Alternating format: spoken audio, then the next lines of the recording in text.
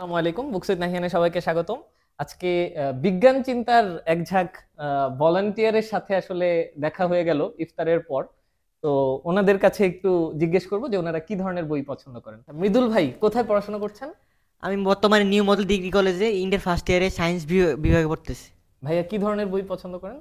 মূলত horror fiction আর নন ফিকশনটা মূলত ভালো লাগে। প্রিয় বই? প্রিয় বই বাম স্টোকারের ড্রাকুলা। আচ্ছা, আপনি তো বইও লিখেছেন ড্রাকুলা নিয়ে। হ্যাঁ এটা কি প্রিয় বই থেকেই ইন্সপায়ার্ড হ্যাঁ, হয়ে? বই থেকে ইন্সপিরেশন থেকেই এই বইটা লেখা। আর ড্রাকুলা বাদে আরেকটা বইয়ের নাম যদি বলতে বলি? তাহলে স্টিফেন কিং এর the body. Thank you. Meera আপু, আপনার পছন্দের বইয়ের কথা যদি বলেন। আচ্ছা, আমার তো পছন্দ অনেক রকমই। ভালোই পড়া হয়েছে হুমায়ুন আহমেদ, জাফর ইকবাল স্যার।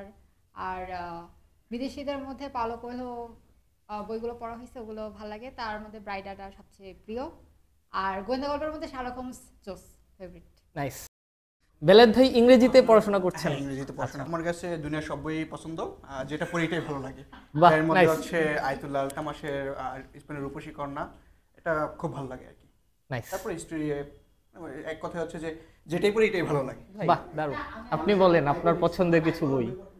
অনেক পছন্দের বই আছে, কিন্তু বিশেষ করে এইবারে বইমেলায় যে বই বের হয়েছে সেখান থেকে আমার দুটি পছন্দের বইয়ের কথা বলবো। একটা হচ্ছে উচ্চস্তর সুপের বিজ্ঞান বিষয়ে খসড়া খাতা। এটা হচ্ছে, যদি আপনারা মহাবিশ্বতে এতদিন যা যা হয়েছে এগুলো জানতে চান তাহলে এটা পড়তে পারেন, বিস্তারিত জানতে পারবেন। আর একটা হচ্ছে, যা যা এখনো হয় নাই আপনার মাথায় প্রশ্ন উঠাই দিবে এরকম জিনিস যদি জানতে চান তাহলে পড়বেন আব্দুল্লাহ আল মাকসুদের বই এমন যদি হতো। এমন যদি দুইটাই হতো। খুব সুন্দর, আচ্ছা, ভালো। আমি তো ভাবছি প্রশ্নর কথা শুনে আমরা মাথায় কত প্রশ্ন আসে এর কথা না, শুনবো। এটা তো আছে, কিন্তু আপনাকে ওই ভবিষ্যতে কি হইতে পারে, মানে যে প্রশ্ন এখনো কেউ মাথায় আসে না সেগুলো যদি জানতে হয় তাহলে পড়তে হবে এমন যদি হতো। ওকে, থ্যাংক ইউ। Thank you. কি বলতেছিলেন? মাকসুদ ভাই, আমরা জানতে চাই যে প্রশ্ন কারো মাথায় আসে না সেই প্রশ্ন আপনার মাথায় কিভাবে আসলো? এই প্রশ্নটাও আমার মাথায় আসে নাই। বইয়ের মধ্যে এমন কোনো প্রশ্ন আসলে এরকম খুব একটা ওরকম না যে মাথায় আসে না, কিন্তু প্রশ্নগুলো হচ্ছে যে আমাদের মাথায় আসলেও আমরা বলতে পারি না অ্যাকচুয়ালি, কারণ প্রশ্নগুলো মনে হয় অবান্তর। সো ওই কারণে প্রশ্নগুলো বলা হয় না এবং মানুষ মনে করেন যে হয়তো এই প্রশ্নগুলো আসলেই কারো মাথায় আসে না। বাট এটা কিউরিয়াস যারা আছেন তাদের সবারই এই ধরনের প্রশ্নগুলো মাথায় আসে, মানে অসম্ভব সিচুয়েশন নিয়ে সেই প্রশ্নগুলা একটা বৈজ্ঞানিক উত্তর বা ব্যাখ্যা দেওয়ার চেষ্টা করা হয়েছে ওই বইটাতে। বাহ। আর পার্সোনালি আমার পছন্দের বই আসলে এইভাবে বলাটা কঠিন, কারণ হুট করে যখন যে সময়ে বলা হয় তখন দেখা যায় যে সব বইয়ের নাম মাথায় থাকে না। এই মুহূর্তে আমার অ্যাকচুয়ালি দুইটা বইয়ের কথা খুব মনে পড়তেছে।